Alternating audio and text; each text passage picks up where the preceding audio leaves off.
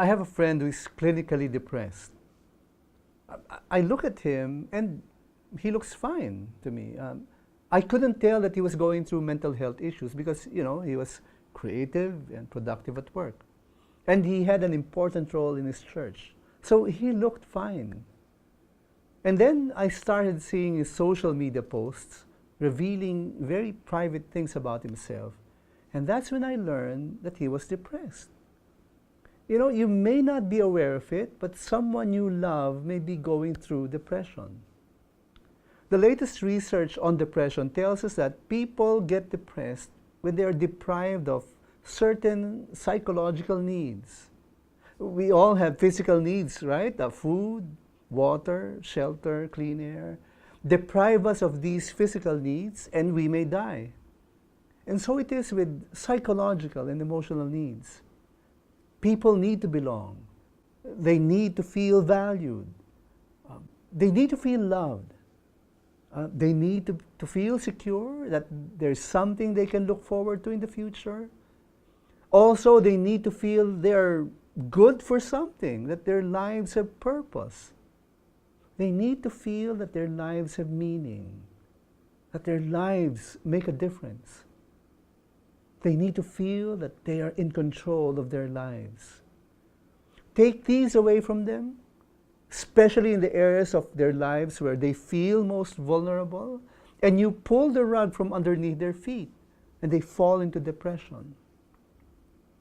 You may know someone who is going through depression right now, and you may think that you're not capable of helping your friend. The truth is, you can. There is something you can do to help. The Apostle Paul tells us in his letter to the Corinthians that there is indeed something we can do for people who are depressed.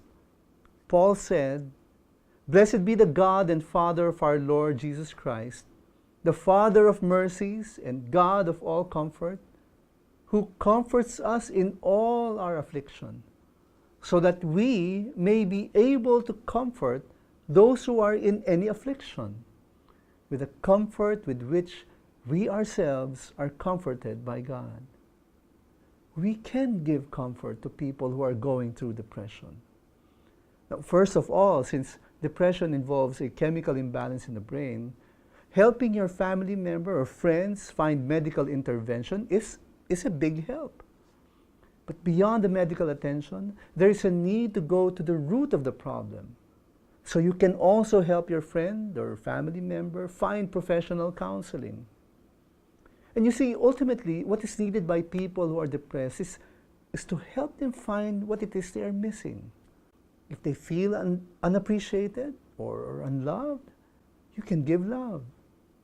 If they feel insecure, if they feel they have nothing to look forward to in the future, well, you can help them take their first steps towards becoming productive again and being financially secure. If they feel worthless, if they feel life is meaningless, you can help them rediscover their worth.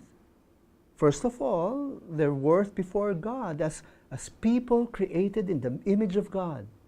And secondly, as people created and gifted by God for good works, so that they may recover their sense of self-worth.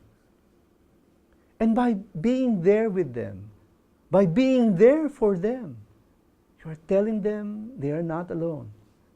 They have someone there for them as they battle through their bouts of depression.